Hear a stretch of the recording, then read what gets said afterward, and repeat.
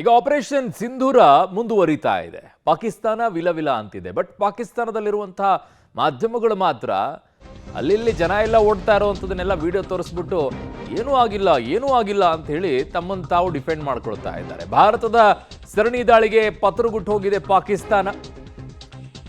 ಭಾರತದ ದಾಳಿಗೆ ಪಾಕ್ ಮಿಸೈಲ್ ಪುಡಿ ಆಗಿರೋದು, ಲಾಹೋರ್ನ ಏರ್ ಡಿಫೆನ್ಸ್ ಸಂಪೂರ್ಣ ಧ್ವಂಸವಾಗಿ ಹೋಗಿರೋದು. ಕೇವಲ ಲಾಹೋರ್ ಅಷ್ಟೇ ಅಲ್ಲ, 3-4 ಕಡೆಗಳಲ್ಲಿ ಏರ್ ಡಿಫೆನ್ಸ್ ಸಂಪೂರ್ಣ ಧ್ವಂಸವಾಗಿ ಹೋಗಿದೆ.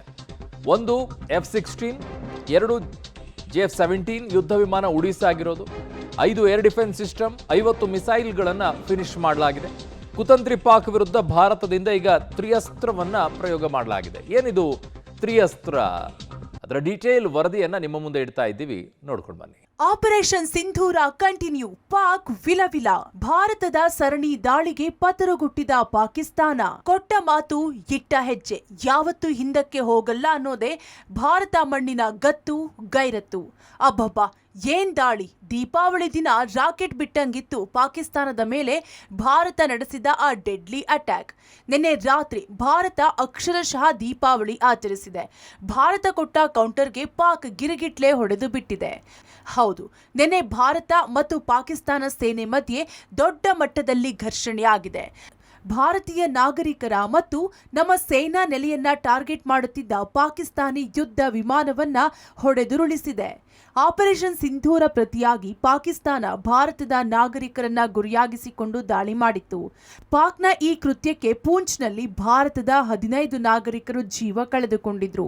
ಆ ಮೂಲಕ ಪಾಕಿಸ್ತಾನ ಭಾರತವನ್ನ ಕೆರಳಿಸಿ ಯುದ್ಧಕ್ಕೆ ರಣವಿಳಿಯವನ್ನ ನೀಡಿತ್ತು. ಸಿಡಿದೆದ್ದ ಭಾರತ ಪಾಕ್ಗೆ ದಿಟ್ಟ ಉತ್ತರವನ್ನೇ ನೀಡಿದೆ. ಭಾರತದ ದಾಳಿಗೆ ಪಾಕ್ ಮಿಸೈಲ್ ಪುಡಿ. ಲಾಹೋರ್ನ ಏರ್ ಡಿಫೆನ್ಸ್ ಸಂಪೂರ್ಣ ಧ್ವಂಸ. ಪಾಕ್ ಕುತಂತ್ರ ಬುದ್ಧಿಯಿಂದ ಸಿಡಿದೆದ್ದ ಭಾರತ ಲಾಹೋರ್, ಕರಾಚಿ, ಇಸ್ಲಾಮಾಬಾದ್ನಲ್ಲಿ ಡ್ರೋನ್ ದಾಳಿ ಮಾಡಿತ್ತು. ಇದಕ್ಕೆ ಪ್ರತಿಯಾಗಿ ಪಾಕ್ ಭಾರತದ ಮೇಲೆ ಮಿಸೈಲ್ಗಳ ಅಟ್ಯಾಕ್ಗೆ ಮುಂದಾಗಿತ್ತು. ಇದರ ಬೆನ್ನಲ್ಲೇ ಪಾಕಿಸ್ತಾನದೊಳಗೆ ನುಗ್ಗಿ ಲಾಹೋರ್, ಕರಾಚಿ, ಇಸ್ಲಾಮಾಬಾದ್, ಸಿಯಾಲ್ಕೋಟ್ ಸೇರಿದಂತೆ 16 ನಗರಗಳನ್ನು ಗುರಿಯಾಗಿಸಿಕೊಂಡು ಭಾರತ ಅಟ್ಯಾಕ್ ಮಾಡಿದೆ. ಈ ಮೂಲಕ ಪಾಕ್ನ ಮಿಸೈಲ್, ಡ್ರೋನ್ ಹಾಗೂ ಯುದ್ಧ ವಿಮಾನಗಳನ್ನು ಭಾರತ ಹೊಡೆದುರುಳಿಸಿದೆ. ಸರಣಿ ದಾಳಿಗೆ ತತ್ತರಿಸಿದ ಪಾಕಿಸ್ತಾನ ಈಗ ವಿಲವಿಲನೆ ಒದ್ದಾಡುತ್ತಿದೆ. ಇನ್ನು ಜಮ್ಮು ಮೇಲೆ ಪಾಕಿಸ್ತಾನ 100 ಕ್ಷಿಪಣಿ ದಾಳಿ ಮಾಡಿದ ಬೆನ್ನಲ್ಲೇ ಅಟ್ಯಾಕ್ ಮಾಡಿದೆ. ಇದರಿಂದ ಲಾಹೋರ್ ಏರ್ ಡಿಫೆನ್ಸ್ ಸಂಪೂರ್ಣ ಧ್ವಂಸವಾಗಿದೆ. ಇತ್ತ ಭಾರತದ ರಣಭೀಕರ ದಾಳಿಗೆ ಪಾಕ್ಗೆ ಏನೆಲ್ಲ ಕಷ್ಟ ಆಗಿದೆ ಅಂತ ನೋಡೋದಾದ್ರೆ, ಟಾರ್ಗೆಟ್ 16 ಡಮ್ ಡಮಾರ್. 1 F-16 ಯುದ್ಧ ವಿಮಾನ ಉಡೀಸ್, 2 JF-17 ಯುದ್ಧ ವಿಮಾನ ಉಡೀಸ್, 5 ಏರ್ ಡಿಫೆನ್ಸ್ ಸಿಸ್ಟಮ್ಗಳು ಧ್ವಂಸ, 50 ಮಿಸೈಲ್ಗಳು ಫಿನಿಶ್, 60 ಡ್ರೋನ್ಗಳು ಡಮ್ ಡಮಾರ್, ಸರ್ವೈಲೆನ್ಸ್ ವಿಮಾನ ಪತನ, ಏರ್ಬೋರ್ನ್ ವಾರ್ನಿಂಗ್ ಕಂಟ್ರೋಲ್ ಸಿಸ್ಟಮ್ ಉಡೀಸ್ ಮಾಡಲಾಗಿದೆ. ಪಾಕಿಸ್ತಾನದ ಕುತಂತ್ರಿ ಬುದ್ಧಿಯಿಂದ ಸಿಡಿದೆದ್ದಿರುವಂತಹ ಭಾರತ ಈಗ ಪಾಕಿಸ್ತಾನದ ಮೇಲೆ ನಿರಂತರವಾದಂತಹ ದಾಳಿಯನ್ನ ಮಾಡ್ತಾ ಇದೆ. ಪಾಕಿಸ್ತಾನದ ಯಾವ ನಗರಗಳನ್ನು ಕೂಡ ಈಗ ಭಾರತೀಯ ಸೇನೆ ಬಿಡ್ತಾ ಇಲ್ಲ.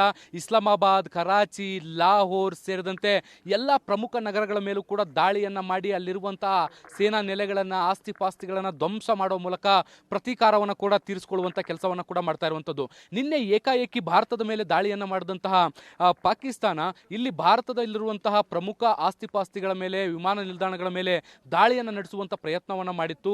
100ಕ್ಕೂ ಹೆಚ್ಚು ಡ್ರೋನ್ಗಳನ್ನು ಭಾರತದತ್ತ ಕಳಿಸುವಂತ ಕೆಲಸವನ್ನ ಮಾಡಿತ್ತು. ಆ ಮೂಲಕ ಭಾರತದಲ್ಲಿ ದೊಡ್ಡ ದಾಳಿಗೆ ಸಂಚನರು ಕೂಡ ರೂಪಿಸಿತ್ತು. ಆದರೆ ಭಾರತೀಯ ಸೇನೆಗಳು ಆ ಎಲ್ಲಾ ಡ್ರೋನ್ಗಳನ್ನು ಕೂಡ ಅಲ್ಲಲ್ಲೇ ನಿಷ್ಕ್ರಿಯ ಮಾಡಿ ಡೆಸ್ಟ್ರಾಯ್ ಮಾಡುವಂತ ಕೆಲಸವನ್ನ ಮಾಡುವಲ್ಲೂ ಕೂಡ ಯಶಸ್ವಿಯಾಗಿರುವಂಥದ್ದು. ಹೀಗಾಗಿ ಭಾರತ ಪಾಕಿಸ್ತಾನ ಕಳಿಸಿದಂಥ ಡ್ರೋನ್ಗಳನ್ನು ತಡೆಗಟ್ಟುವಲ್ಲಿ ಒಂದು ಕಡೆ ಯಶಸ್ವಿ ಆದರೆ, ಮತ್ತೊಂದು ಕಡೆ ಪಾಕಿಸ್ತಾನಕ್ಕೆ ದೊಡ್ಡ ಹಾನಿಯನ್ನ ಮಾಡುವಂತ ನಿಟ್ಟಿನಲ್ಲೂ ಕೂಡ ಮಹತ್ವದ ಕೆಲಸಗಳನ್ನು ಕೂಡ ಮಾಡಿರುವಂಥದ್ದು.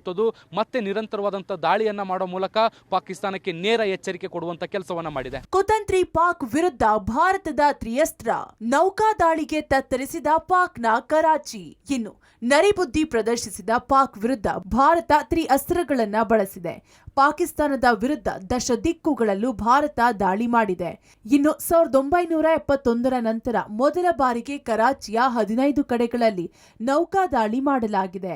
INS ವಿಕ್ರಾಂತ್ ನೌಕೆಯಿಂದ ಅಟ್ಯಾಕ್ ಮಾಡಿದ್ದ ಹಿನ್ನೆಲೆ ಕರಾಚಿ ಬಂದರು ಛಿದ್ರವಾಗಿದೆ.